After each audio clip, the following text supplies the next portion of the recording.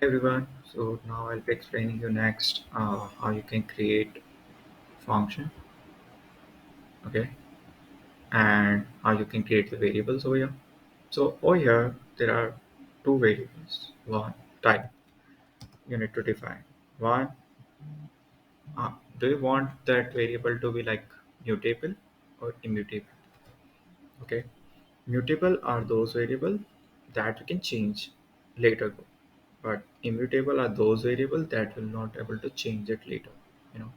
So over here let me just comment it out those lines and let's start. Okay, to create it mutable, create right type it var, then variable name, then colon, then type of it, then if you want to define any default value to it, I'm defining it 0 and you can type it here.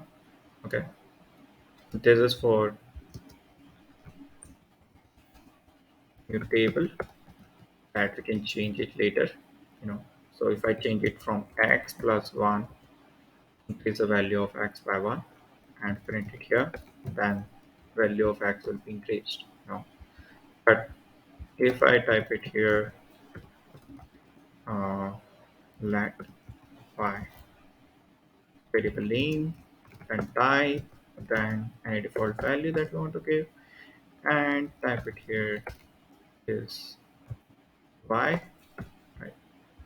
And if we want to, if we increase the value by 1, then we'll get an error because it's immutable,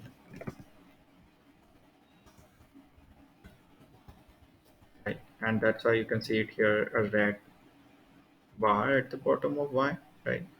So that's why I'm not able to change them as they are immutable, right? So let's run them. Mojo to create. You can see it here.